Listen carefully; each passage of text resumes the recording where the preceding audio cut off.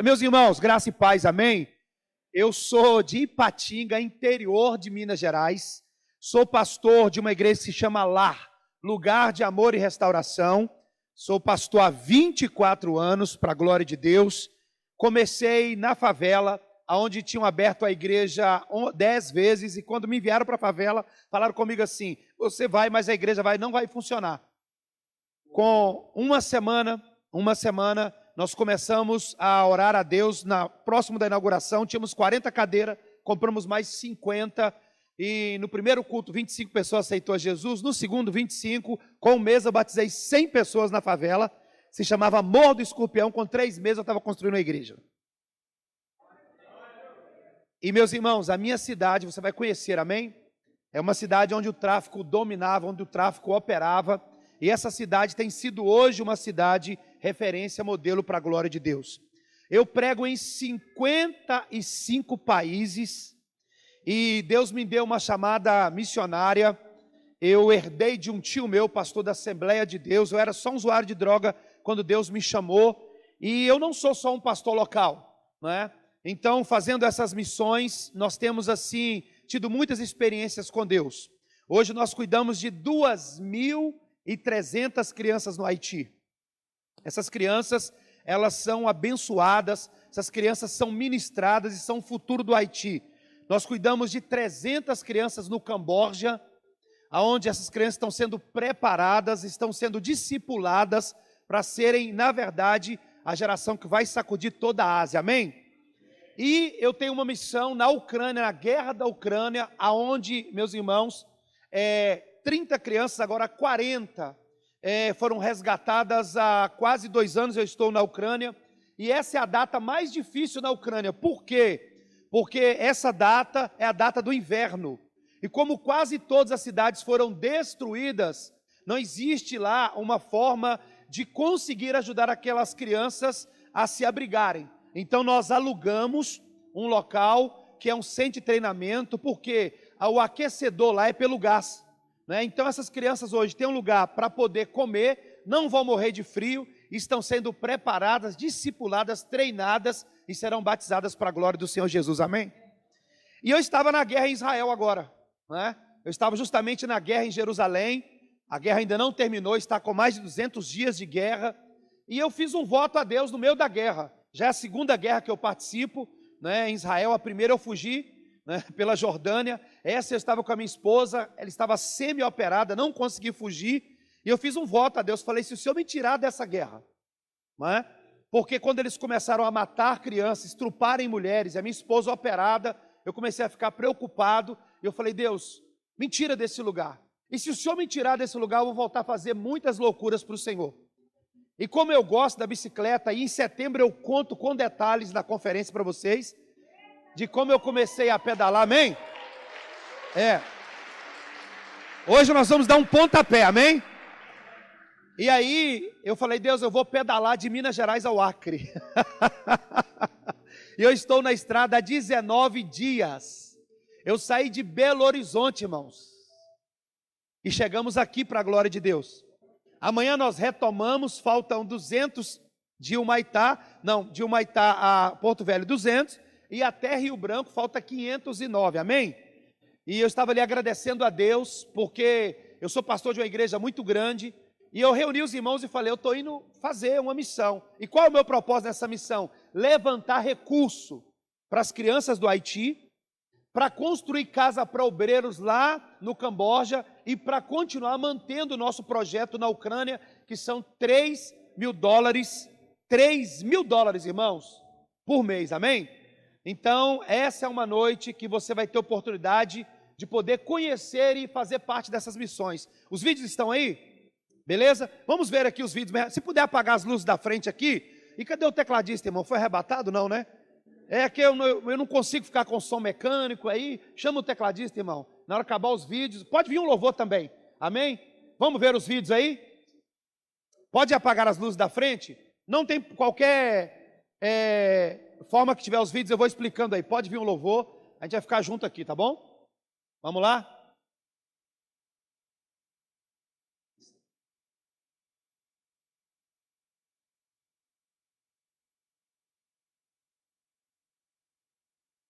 Irmãos, isso é para a gente orar pela galera da mídia, que é a galera que mais trabalha na igreja. E quando dá tudo certo, a gente não aplaude. Se der errado, a gente fica de olho. Vamos aplaudir a mídia? É. Vamos lá. Se os vídeos agarrarem agora, a gente passa no final. Vai dar para passar? Vai? Essas crianças, irmãos, quando nós chegamos lá, comiam barro. Chama chocolate da esperança, um pouquinho de barro com sal. Nós montamos uma padaria para essas crianças. Nós damos comida todos os dias. A água era uma água contaminada. Junto com alguns jogadores de futebol, nós furamos um poço.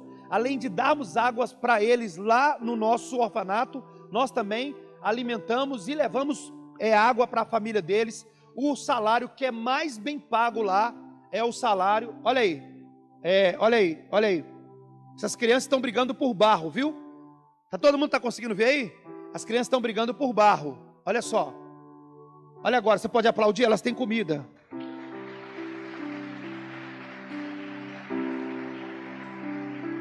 Isso aqui são um sachê de água, viu, irmãos? Que elas estão levando para casa. Olha a padaria, que coisa linda. Só de uniforme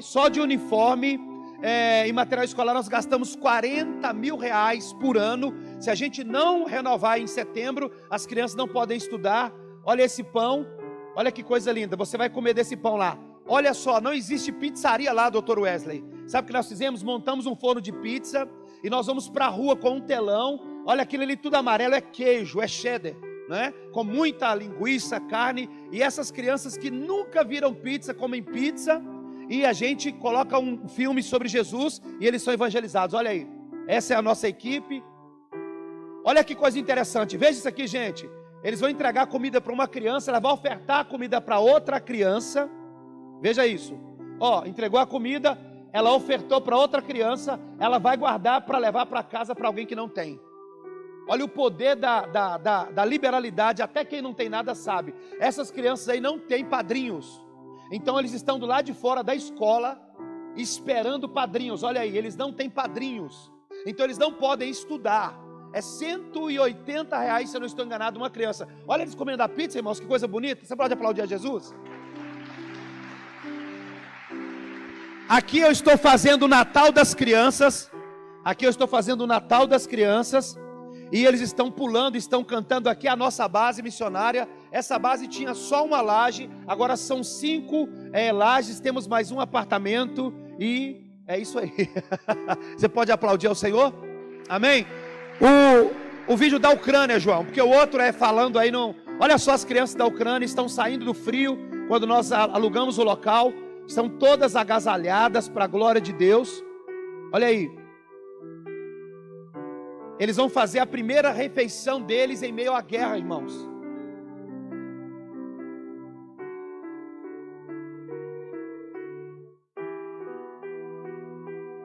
Olha só, todo lugar tem um, né? Um dando, olha lá, tronco no outro. Olha, irmãos, pela primeira vez em meio à guerra, eles estão comendo pizza, tomando Coca-Cola e suco. Crianças que estavam morrendo na guerra. Porque alguns dos pais aí, de 30 crianças aí, de 40, 30 são órfãos. As outras 10, a gente pegou as 10 e os pais também. Olha só, e a gente está usando o que? Um local para poder treinar eles também no futebol. Por quê? Porque a única pessoa que não foi convocada para a guerra é só o treinador de futebol. Até o nosso pastor teve que fugir da Ucrânia para poder não ir para a guerra e não matar. Olha só, eles estão treinando.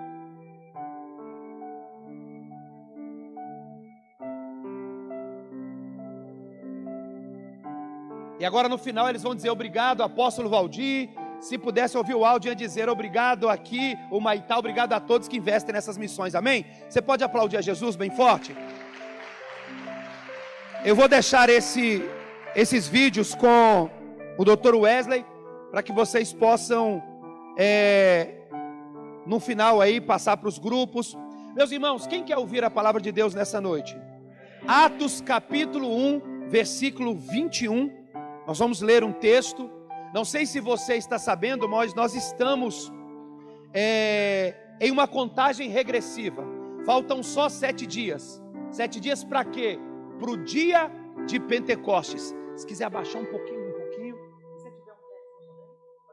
Isso. Então nós estamos a poucos dias de Pentecostes. Quantos creem aqui que será um grande derramado do Espírito? Então conta-se 50 dias. Quantos dias? Quantos dias? Da Páscoa a Pentecostes. E todos nós sabemos que Jesus, ele esteve durante 40 dias como Cristo ressurreto, ministrando aos seus discípulos, amém? Eles passaram mais 10 dias, durante esses 10 dias eles estavam orando ao Senhor, aquilo que eles não fizeram em 3 anos, quanto tempo? Tiveram que fazer em 10 dias, que é aprender a orar, porque eles falaram com Jesus, mestre, nos ensina a orar, só que eles tinham que ter uma decisão, que decisão? Levantar alguém, e nós vamos ler isso agora, e é sobre isso que eu quero falar, para ocupar o lugar que Judas abandonou. Estão comigo? Vamos ler o texto? Você consegue colocar na tela Atos capítulo 1, versículo 21 aí na mídia? Amém? Consegue colocar o texto? Já está aqui? Vamos lá? Vamos lá? Eu queria que todos lessem comigo. É necessário, pois, que dos homens que nos acompanharam, todo o tempo que o Senhor Jesus andou entre nós. Vamos lá, pode passar. Verso 22. Começando no batismo de João, até o dia que dentre nós foi levado às alturas, um destes se torne testemunha conosco da sua ressurreição. Pode passar. Então propuseram 2, José chamado Barsabas, né, com um nome muito bonito aqui, né, cognomado Justo, e Matias. Quem? Pode passar. E orando disseram, tu, Senhor, que conheces o coração de todos, revela-nos qual desses 2 o Senhor escolheu. Pode passar. Para preencher a vaga neste ministério e apostolado do qual Judas abandonou, indo para o seu próprio lugar, ao lugar da perdição. E lançaram sorte, vindo a sorte recair sobre Matias, sendo-lhe então votado o lugar que ele ocupou entre os 11 apóstolos. Fala comigo assim, Senhor Jesus, fala ao meu coração nessa noite, de forma poderosa.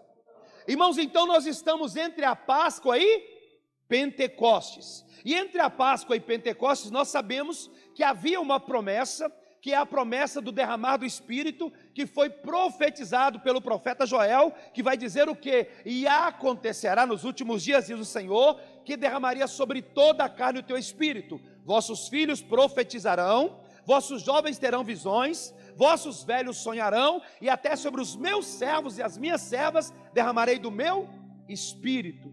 Então nós sabemos que após o derramar do Espírito, que aconteceu no dia de Pentecostes, inaugurou-se a igreja do Senhor Jesus, amém? E a igreja é tão poderosa, a igreja é tão gloriosa, a igreja é tão vitoriosa, a igreja é tão poderosa, e eu vou insistir até que a igreja tome posse disso, que não tem tempo, não teve Roma, não teve principado, não tem potestade, não tem nada que vai impedir o avanço da igreja do Senhor. Mas a Bíblia vai dizer que era necessário que alguém assumisse o lugar aonde Judas abandonou. Eu não sei se você sabe, Jesus ele tinha 12 discípulos. Quantos discípulos? Mas ele só tinha 11 filhos. Por quê? Porque a Bíblia vai dizer que Judas era filho da perdição. Então era necessário que aquela equipe de Jesus, ela fosse reorganizada para que eles pudessem avançar, e então a igreja triunfante, a igreja vitoriosa, a igreja sem mácula, a igreja sem ruga, a igreja em Humaitá, pudesse avançar e alcançar todo o Amazonas. Mas eles vão dizer aqui, que no meio daquele momento lá, guitarrista, no meio daquele momento, eles deveriam fazer o quê? Levantar alguém.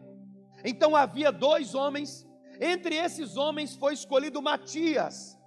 Eu não sei se você sabe o significado de Matias, mas é presente de Deus. Então o significado da palavra Matias é presente de Deus, dom de Deus. E esse homem é levantado para que aquela equipe que estava ali, faltando alguém, que foi Judas, pudesse se reorganizar para que o avivamento acontecesse. Então nós estamos em dias em que Deus ele está levantando pessoas. Quantos creem nisso? Só que há, Dr. Wesley, alguns requisitos para que você pudesse fazer parte daquela equipe como Matias fez. O primeiro requisito, quem está aqui? Nós lemos no Atos capítulo 1, versículo 21, que aquele que for levantado tem que estar no nosso meio. Eu vou repetir, tá bom? Aquele que vai ser levantado para que a igreja avance, não vai vir de Ipatinga, não vai vir de Belo Horizonte, não vai vir de Manaus, ele já está no meio. Eu vou declarar, o que Deus precisa fazer em Humaitá já está aqui. Quem sabe você que está aqui é a pessoa que Deus está levantando para que algo poderoso aconteça. E deixa eu te dizer, você não está esquecido. Matias não estava esquecido, Matias estava escondido para um tempo oportuno, e Deus me trouxe nessa noite para dizer que pode passar homens do Brasil inteiro ou das nações, mas quem Deus vai levantar para a nova estação está no meio da igreja. Não, você está normal demais para quem Deus está dizendo hoje. Ei, não importa se você está no interior do Amazonas, não importa, meu irmão, se você está numa cidade em que talvez esteja distante de tudo, Deus decidiu levantar você para que o avivamento pudesse acontecer. Você crê nisso de verdade? Não, eu quero acreditar que você está tomando posse dessa palavra. Talvez você fica vendo grandes pregadores na internet, talvez você fica se imaginando como é que Deus vai me usar. Ei, Deus vai te usar para essa estação. Eu vim profetizar que desde a Páscoa a Pentecostes Deus separou alguém, e Deus está separando nessa noite. Essa é uma noite missionária, essa é uma noite de envio, e Deus vai mandar de Humaitá para os 4 cantos dessa terra. Alguém crê? Ei, a multidão estava com fome. A multidão estava com? De onde veio o alimento? Do meio da multidão. Quem Deus levanta? Um menino com 5 pães e 2 peixes. Um improvável que só levou o seu lanche para o culto. E ele tinha 5 pães de cevada, 5 pães e 2 peixinhos.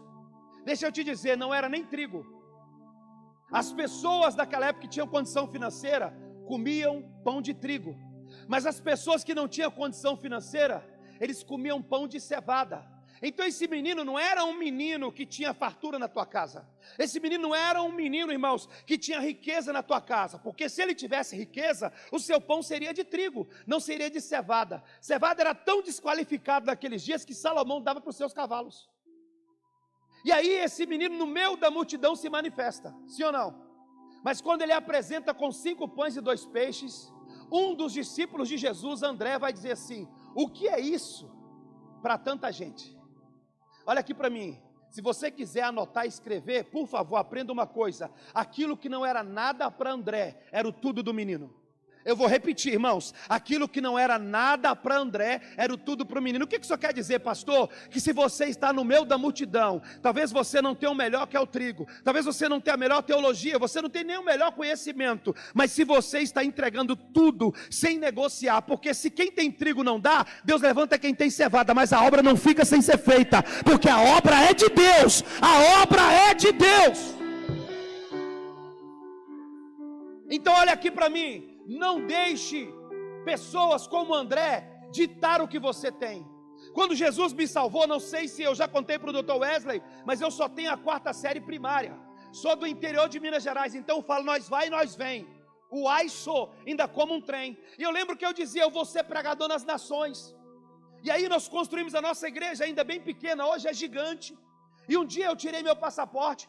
E quando eu cheguei na igreja, algumas irmãs estavam limpando a igreja, eu entrei para a minha sala para orar, e uma irmã falou assim, tadinho do nosso pastor, tirou passaporte para quê? Ele é do interior, ele não tem estudo, ele não tem nem teologia, como que ele vai pregar nas nações? Irmãos, quando eu ouvi aquilo lá dentro da minha sala, eu falei, meu Deus, as irmãs que deveriam limpar a igreja estão fofocando, coisa que não tem em Humaitá, só tem lá em Ipatinga, onde eu moro. Só que naquele dia, na verdade, sabe o que elas estavam fazendo? Elas estavam abrindo a porta no reino do Espírito para mim. Porque 2 semanas depois eu estava na Europa. 3 semanas depois eu estava sendo convidado a pregar em mais de 10 países. Olha aqui para mim, qual é o problema? Nós estamos deixando as pessoas ditar aquilo que na verdade não tem a ver com a chamada de Deus. O ano passado, quando fomos construir a nossa igreja, uma reforma, 2 milhões. Quanto? Aí chega o irmão na igreja e fala, pastor, eu posso te dar uma opinião? Falei, não, querido. Não, o senhor não quer opinião? Falei, me dá Pix.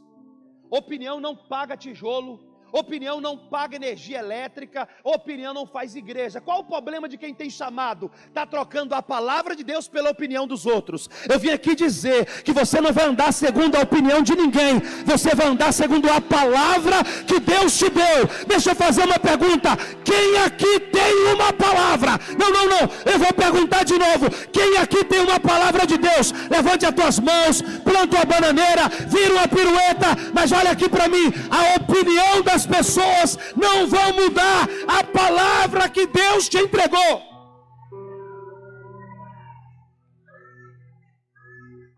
Ei, opinião não paga conta, opinião não sustenta missionário, opinião não edifica a igreja, mas quem tem uma palavra, quem tem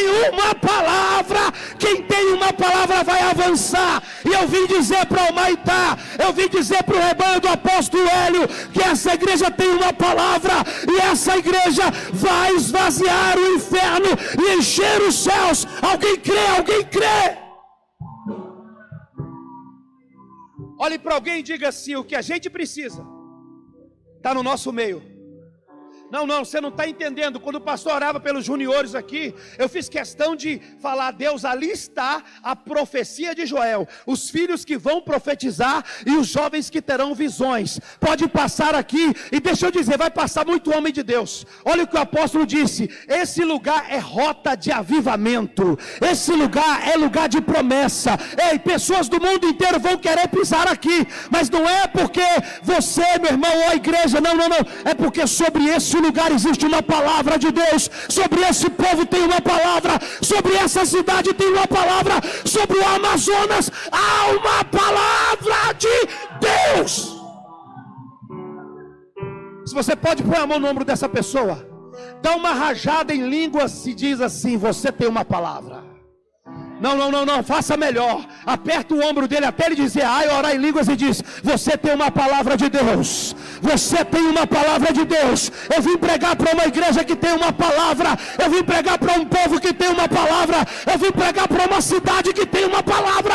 Eu vim pregar para um estado ou que tem uma. Ei, olha o requisito: tem que estar no nosso meio. Então Matias não veio de fora, Matias estava no meio. Matias estava quando Jesus olhou para Pedro e disse: Pedro, tu és pedra, e sobre esta rocha edificaria a minha igreja. Matias estava lá, irmãos, quando Tomé duvidou. Matias estava lá quando Judas, traiu Jesus. Matias estava lá quando Pedro, irmãos, negou a Jesus, mas ainda não era chegado o seu momento.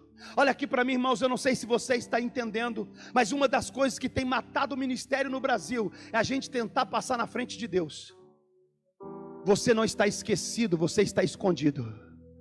Está chegando a tua hora. Está chegando a tua hora. Olha para mim, quando Deus falou para mim: eu estou te levantando, sabe o que eu fiz? Eu subi para um lugar onde tem muitas árvores, e essas árvores são os eucaliptos, e eu comecei a pregar para eucalipto, irmãos. Eu olhava para a árvore assim, e eu começava a pregar: ei, você vai aceitar Jesus. E eu ficava treinando: se você encontrar um eucalipto convertido, eu ganhei para Jesus. Sério, se você encontrar algum eucalipto crente, eu ganhei para Jesus. Aí um dia eu já estava lá de jejum, de 7 da manhã às 5. Eu falei: Deus, eu tenho que ir embora, estou com muita fome. E o Senhor falou assim: prega a salvação. Eu falei: Deus, mas é 5 horas da tarde, já preguei o dia inteiro para os eucaliptos. Deus, prega a salvação. E eu comecei a pregar, e disse: ei, você que está tentando tirar a sua vida, você que está pensando em suicidar, Jesus tem uma obra grande na tua vida, e Deus não me trouxe aqui para essa floresta, para esse mato por acaso. Deus me trouxe aqui porque Ele te ama, e você não pode acabar com a tua vida. Você quer aceitar Jesus? E eu fiquei olhando assim para os eucaliptos, esperando que algum aceitasse, né? Saiu um cara com uma corda, puxando a corda, chorando, e disse: eu estava ali preparando para me suicidar. E de repente, quando eu já tinha organizado a corda na árvore, eu comecei a ouvir a tua voz. e eu quero aceitar o teu Jesus. O que isso quer dizer, pastor? Eu quero te dizer que se no meio do eucalipto Deus encontrou uma vida perdida, o que Deus não pode fazer em uma cidade, o que Deus não pode fazer em um estado, o que Deus não pode fazer em uma nação, e eu profetizo, irmãos, do Amazonas vai sair um grande avivamento. Alguém crê? Diga para alguém do lado: ei, os escolhidos para a nova estação estão aqui dentro. Me ajude a pregar, faz um dedinho de profeta para ele assim, ó, e diz: meu querido ou minha querida, eu acho que você não está entendendo. Diga para ele: eu acho que você ainda não entrou no mistério. Diga: não vai vir de fora, está no nosso meio. A resposta, apóstolo Hélio, para a nova estação dessa igreja está aqui. A resposta para o Maitá está aqui. A resposta para o Amazonas está aqui.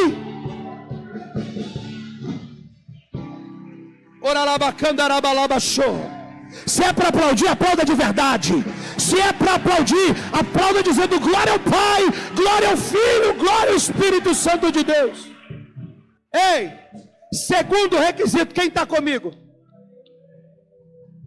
Tem que fazer parte dos dias de João Batista, está escrito aí. Pastor, o que é isso? Eu te explico. É que João Batista está batizando. João Batista está no Jordão batizando. João Batista está ali dizendo: raça de víboras.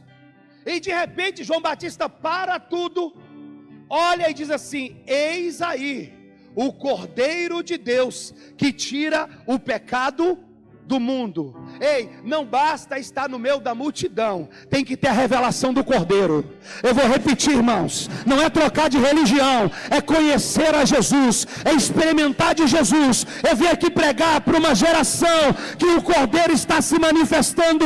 Eu vim aqui pregar para uma geração, irmãos, que não trocou de religião, mas está experimentando de quê? Daquele que é o caminho, a verdade e a vida. Olha para mim, irmãos, tem crente que ele troca de religião, mas se você perguntar para ele quantos livros tem na Bíblia, ele não sabe. Mas pergunta para ele quais são os últimos Instagrams. Se você perguntar para ele o que é Abacuque, ele vai pensar que é um carro novo da Hyundai. Sofonias, um parente do teclado. Nós estamos em dias, irmãos, em que as pessoas estão fazendo adesão, mas não está acontecendo conversão. Porque na conversão você conhece Jesus como Saulo, a caminho de Damasco. Na adesão não, você troca de religião. Mas olha aqui para mim, quem diz que Jesus é batista? Quem diz que Jesus é assembleano? Quem diz que ele é do lar? Ei, Jesus é uma experiência. Ele disse para aquela mulher na beira do poço: quem beber dessa água jamais tornará a ter sede. Olha aqui para mim, eu fumava maconha, eu era maconheiro. Ficava ouvindo Raul Seixas, Pink Floyd, e a minha vozinha pregando para mim. E eu lembro, contei para o doutor hoje, no almoço, quando a gente estava lá, que a minha vozinha ia para o culto, e me obrigava a ir para o culto. Menino, você está de férias, vai para o culto. Aí o culto lá na roça, não tinha luz, era de 3 horas às 5, de 3 da tarde, 15 às 17. Aí eu ia para lá, doido para o culto acabar, porque tinha que voltar antes de escurecer. Irmãos, o meu vô fazia parte do louvor. O louvor tinha uma sanfona, um pandeiro e um triângulo. Eu lembro quantas vezes eles cantaram foi na cruz, foi na cruz. A minha vozinha com aquele coque, irmãos, ela fazia assim. Quando ela fazia assim, eu falava: caraca, eu fumo maconha que fica doido aos crentes. A minha vozinha fazia assim, do jeito que você vai sair daqui hoje, tomado da glória. Não, hoje Jesus te pega. Hoje é noite de avivamento, hoje é noite de fogo. A minha vozinha começava a marchar. E eu falava: meu Deus, é tudo doido. O culto que ia terminar às 17, acabava às 18, às 19. Não tinha nem a lanterna, era lamparina. Eu cansei de ver meu avô orando em língua, minha avó segurando aquela lamparina. E eu dizia: gente, crente é tudo doido. E olha aqui para mim, irmão, deixa eu te dizer uma coisa. Jesus se te salvou, não é para ser normal. Alguém falou: pastor, o senhor é doido nessa BR, já foi mais de 2.000 quilômetros. Eu falei: irmão, deixa eu te falar, no evangelho tem quem conta a história e quem faz história. Quem você quer ser? Ei, eu dobrei o joelho aqui, eu me vi chegando em Rio Branco, tomado pela glória de Deus. Sabe o que eu aprendi pedalando de Belo Horizonte aqui? Que eu fui longe demais para voltar atrás. Sabe o que eu aprendi pedalando? Que Deus não tem prazer em quem olha para trás. Sabe o que eu aprendi pedalando? Que é melhor ser 2 do que ser 1. Deixa eu te dizer, irmãos, não sou eu que sou doido, é a igreja que está normal demais.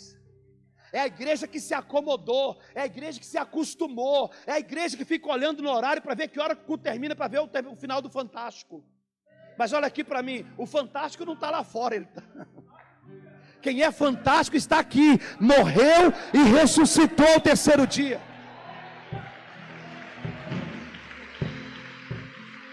Fala para alguém do teu lado, não basta estar no meio da multidão. Tem que ter a revelação do Cordeiro. Olha para ele e diga assim: essa noite é uma noite que o Cordeiro vai se manifestar. Essa é uma noite que o Espírito de Deus vai te tomar. Agora segura. Olha o que aconteceu. Jesus vai ser batizado. Por isso vai dizer que tinha que ser nos dias de João Batista. Por que aconteceu quando Jesus foi batizado? Quem está aqui, gente? Primeira coisa, o céu se abriu. Sabe quem vai fazer parte da nova geração? É quem quer céus abertos. Não, eu vou repetir. Quem vai fazer parte da nova geração é quem entende, irmãos, que os céus estão abertos. Olha aqui para mim. Esses são dias em que Deus, Ele precisa que você entenda algo. O que Deus quer que você entenda? Que os céus estão abertos, irmãos. A Bíblia diz que toda a sorte e bênção se encontram nas regiões celestiais. Então, meu irmão, olha aqui. Sobe e pega o que é teu. Sobe e pega o que é teu, porque os céus estão abertos. Sabe, eu fico vendo muito crente que também não tem aqui não, só lá em Minas Gerais, que reclama de tudo. Irmãos, a Bíblia diz: em tudo dai? Em tudo dai? Irmão, olha para mim, os céus já estão abertos. Os céus já estão abertos, tudo que eu quero é só subir. E como que eu subo? Nas asas do Espírito. O irmão começou a cantar uma música aqui do meu pastor, não sei se vocês sabem, eu sou pastoreado pelo Antônio Cirilo. E quando ele começou a cantar essa canção aqui, eu me lembrei de quê? Eu morava num barraco, irmão. O barraco que eu morava era do tamanho desse quadrado aqui, ó. E aí dividia ele, um lado era o quarto, outro lado era a sala. Aí um dia minha esposa saiu. Ela saiu para dar uma faxina, e ela estava grávida da Rebeca. E eu falei: amor, se você cair, você pode comprometer a gestação. Você vai como dar faxina? Ela disse: eu vou de bicicleta. Eu tenho um mistério com bicicleta que eu tenho que contar. Quando ela saiu, eu comecei a orar. E o Cirilo tinha lançado essa canção que nós cantamos aqui: pois tomaste o teu poder e passaste a reinar sobre as nações. E eu comecei a cantar essa música, né? Como começa? Oh, Jesus. E eu estou cantando, irmãos. E cantando, e brigando com Deus no barraco que eu morava sozinho. Eu estou lá dentro. E eu botei essa canção para repetir. Ela deve ter uns 9 minutos, né? É as músicas do Cirilo. E eu vou trazer o Cirilo aqui. Quantos querem? Eu vou trazer ele aqui. E aí eu estou cantando, irmãos. E aí passou umas 5 horas, eu saí para fora. Eu morava num barraco, doutor, que tinha um barranco. Então as pessoas ficavam aqui em cima e o barraco era lá embaixo. Quando eu abro a porta, tem 2 jovens olhando para mim. E eu falei: aí, meus irmãos, estão fazendo o que em cima? Não, a gente está aqui esperando o senhor terminar. Falei: entra para cá. Não, o senhor está com muita gente. Eu falei: o quê? Nós estávamos aqui em cima há horas, ouvindo o senhor adorar com muita gente. Eu falei: mas eu estou sozinho. O outro irmãozinho deu um glória, e o outro já orou em mistério e falou: ele estava com os anjos. Eu sei que você não crê em anjo, né? A geração de hoje crê no Saci Pererê. A geração de hoje crê na cuca. Mas deixa eu te dizer, os anjos são ministros, labaredas de fogo. E Deus está mandando, porque céus abertos fazem com que anjos possam subir e descer, subir e descer, subir e descer, subir e descer. Ei, quando Jacó tem a visão, a Bíblia vai dizer que ele viu o quê? Anjos subindo e anjos fazendo o quê? Subindo e o que isso quer dizer? É simples, que às vezes você está tão cego que você nem consegue ver que o que você precisa já está na terra. Os anjos não estão descendo e subindo, eles estão? Não, repita comigo, eles estão? O que é isso, pastor? Jacó estava tão atribulado que não viu que o que ele precisava, a provisão de Deus, os anjos, já estava na terra. Foi necessário uma pedra para ele deitar. Foi necessário Deus fazer com que ele tivesse um sonho, uma visão, para quê? Para ele entender que os anjos de Deus estavam na terra. O que é isso? Céus abertos. Quando Jesus batiza, a Bíblia vai dizer que os céus estão abertos. Quem está aqui? A segunda coisa, o Espírito Santo desce. O que acontece? Quem é a nova geração que Deus vai usar? Uma geração tomada pelo Espírito Santo. Não, olha para o irmão do lado e diga: essa noite Jesus te pega. Diga: essa noite você vai ser tomado pelo Espírito Santo.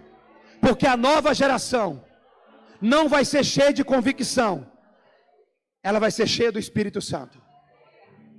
Quantos são batizados do Espírito Santo aqui? Olha para mim. No dia que eu fui batizado do Espírito Santo, os meus amigos me levaram carregado para casa. Aí eu estou chegando em casa. Ora calabassuri canta labachacata. A minha mãe falou: menino voltou para as drogas. Meu filho, o que aconteceu? Fala alguma coisa. Eu olhava para ele e falava assim: ora bachacataraba cantarabalabás. Ela falou: por que ele veio carregado? Meu filho, fala de novo. Eu, ora bababachocotoro. Ela dizia: o que é isso? Aí os meus amigos disseram: ele foi batizado no Espírito Santo. Alguém lembra o dia que foi batizado no Espírito Santo aqui? Alguém lembra o dia que foi tomado pelo fogo de Deus? E se você não foi essa noite, você não sai sem que você seja tomado pelo fogo de Deus. Mas escuta isso e a gente termina. O texto vai dizer que quando Jesus é batizado, o céu se abre, o Espírito Santo desce e o Pai fala. Qual é a próxima geração? A geração que ouve a voz de Deus. Sabe por que era necessário Matias ter participado dos dias de João? Para que ele entendesse a revelação do Cordeiro, para que ele pudesse contemplar os céus abertos, para que ele pudesse, meus amados irmãos em Cristo Jesus, ser cheio do Espírito Santo, mas que ele pudesse continuar ouvindo a voz de Deus. Olha para mim, irmãos, é uma loucura o que eu estou fazendo, mas olha aqui para mim, é uma loucura nele. É uma loucura nele. Alguns irmãos reuniram e falaram assim: pastor, o senhor tem certeza que você vai pedalar? A minha esposa disse: esse aí? Irmãos, no ano de 2011 eu fiquei devendo R$1 milhão. Fui construir a igreja, comprei um trielétrico para fazer missões. E aí quando eu me vi, eu estava na dívida de 1 milhão. Perdi uma casa, perdi 2 carros. Posso até saber muito bem que ele estava comigo nessa época. E eu peguei uma barraca e subi para o monte. Falei: amor, eu só desço quando Deus me der vitória. Como eu vou para o monte, fico 3 dias lá acampado no monte. Ela falou: desce depois da manhã. Eu falei: eu desço daqui a 21 dias. Subi, montei uma barraca no monte, pastorzão, e fiz uma oração: ó Deus, ou o Senhor me mata, ou o Senhor me honra, mas me tira da vergonha. Porque se eu fui menino, a única coisa que eu quis é construir uma igreja e pregar o evangelho nas ruas com trio elétrico. E eu montei aquela barraca, irmãos, e 21 dias eu fiquei ali no monte. Minha mãezinha sobe e fala assim: meu Deus, eu sabia que você ia ficar doido um dia, que crente nenhum é normal. Meu filho, desce daqui. Eu digo: mãe, não desço. Meu filho, desce daqui. Mãe, não desço, mãe, eu estou bem demais. Ela começou a chorar. Eu falei: mãe, não precisa chorar. Chora por Ipatinga, chora pelo Brasil. E aí, meus irmãos, eu fiquei no monte 21 dias. No meio dos dias que eu estava no monte, eu tinha perdido uma casa. Deus me deu uma casa. Eu fui conhecer a minha casa nova depois que eu desci do monte. Só que no dia que eu desci, a igreja estava super lotada, porque eu tinha um programa de rádio. E a rádio dizia assim: o apóstolo Valdir não vai fazer programa porque ele está no monte orando. Então quando eu desci, havia tanta gente na igreja. Eu acho que nessa época nós tínhamos 900 lugares. Montamos um telão no pátio da igreja, e aquilo super lotou. E todo mundo esperando o que aconteceu. O profeta desceu do monte. E quando eu preguei naquela noite, sabe o que aconteceu? A minha mãe veio à frente e aceitou a Jesus. Sabe o que Deus falou para mim? Eu não quis te quebrar, eu não quis te falir. Eu só queria salvar sua mãe. Mas para salvar sua mãe, eu tinha que tocar em você. E agora em 7 dias, tu vai pagar o que você não conseguiu pagar em 2 anos. Olha para mim, 1 milhão é dinheiro hoje? Imagine em 2011. Em 7 dias eu não devia mais 1 centavo. Sabe por quê, irmãos? Porque se você tiver céus abertos, se você tiver uma vida cheia do Espírito Santo, e se você ouvir a voz de Deus, aquilo que você chama de prova é só o processo para você chegar até a sua promessa. E eu vim aqui nessa noite profetizar que você vai chegar, que essa igreja vai chegar, porque Deus se preparou e escolheu vocês. Você crê nisso?